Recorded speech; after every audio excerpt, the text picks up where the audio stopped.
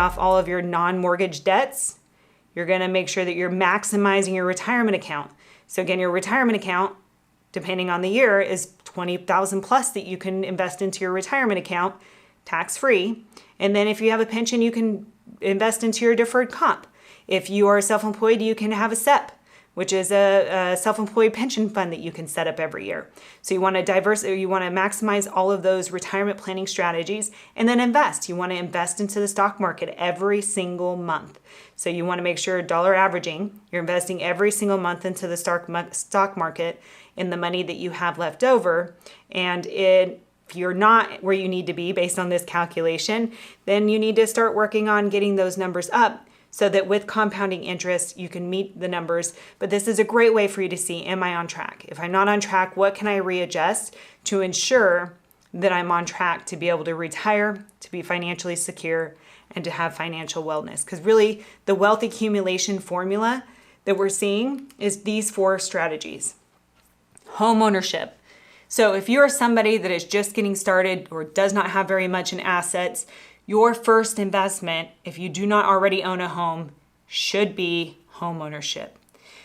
The biggest way that Americans build wealth is through home ownership. You already need housing. You already need somewhere to live. If you're renting, that money is not a return on investment, is not being invested in anything that you're gaining from. You are wasting that money every single month. Versus when you own a home, you are now building and investing into that asset, which is your home. Every payment that you make when you're paying down your mortgage is now a principal reduction known as equity, which I call as forced savings that you own in your home now. And that's your money. So when you're paying your mortgage payment, although it's typically more than if you're renting, although rent's quite high now, so it may not be the case. But when you do pay your mortgage, part of that money is paying down your balance, which is your equity. That doesn't even take into account appreciation, which is how much your home goes up every single year. That is your equity. So if you go to sell the home, that's all your money that you get to keep in your in your assets.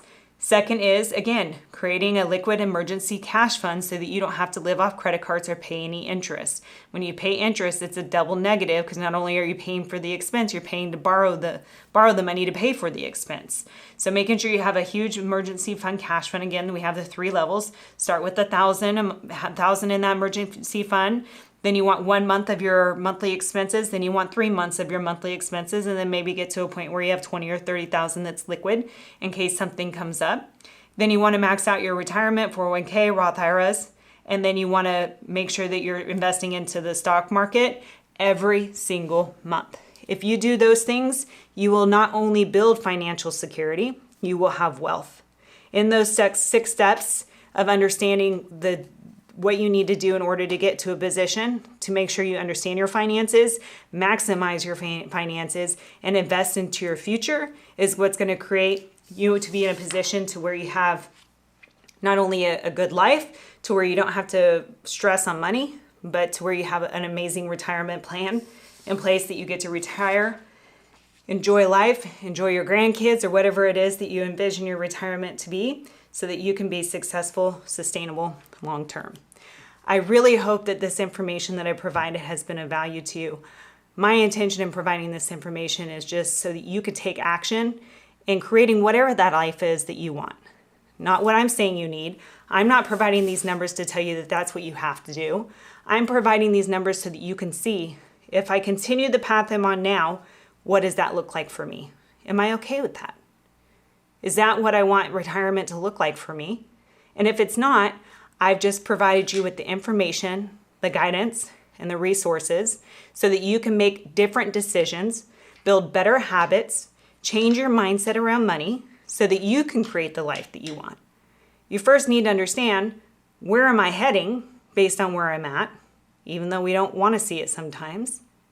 And if you're not okay with that, what is it going to take for me to get to where I want to be? Take these steps, take this guidance.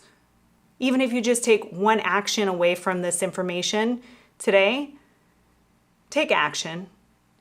If not, you just wasted all the time watching this information and it's going to go nowhere.